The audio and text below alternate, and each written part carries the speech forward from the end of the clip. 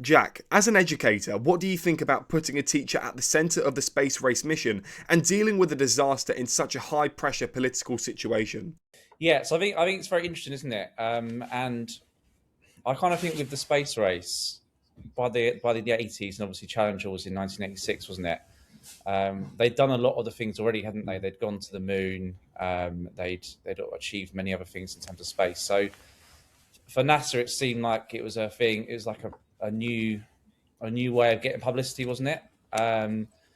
In terms of the morality of it, I don't know completely where I sit with it. I think it's she must. You'd surely know the risks, wouldn't you, of actually going into space and how it's not like natural for humans to be doing that.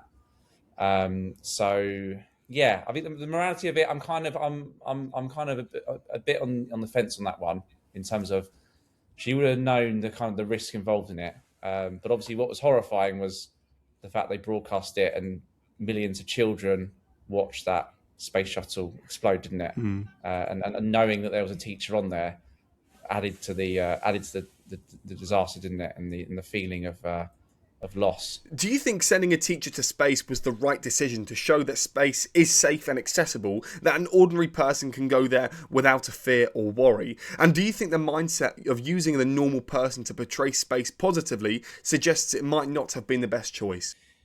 Yeah, and the trouble is, the right thing to do, if the outcome was different, it could have felt very different, couldn't it? Like if she'd have actually gone into space and done those. I mean, I think it was planned for her to do a couple of lessons broadcast live from space, wasn't it?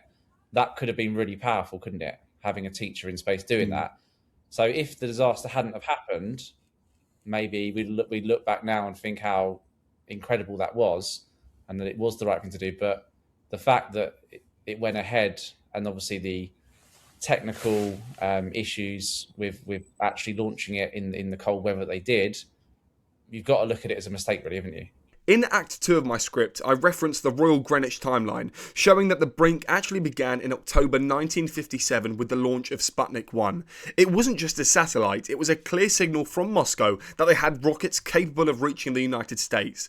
As a historian, could you explain the sheer level of panic that Sputnik 1 would have caused in Washington, D.C.? Yeah, I mean, everything about the Cold War is about ideology, about keeping pace, about trying to outdo the other side, and we see that, and the space race becomes a key part of that, isn't it?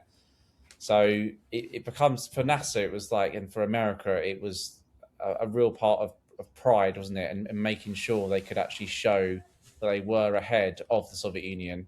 Because when we look back further, don't we? We see the Soviet Union got the first man into space, America got the first man onto the moon. It was all about doing the thing to keep ahead, wasn't it? So yeah, I can understand why they wanted to do it differently. But it's like anything in life, isn't it? You can't just keep doing the same things over and over again. So they wanted to have this space mission, didn't they, to show the world how they were the dominant force in terms of the space race. But as you mentioned with Sputnik, that would have sent shockwaves to Washington, wouldn't it, in terms of keeping pace with them or keeping ahead of them.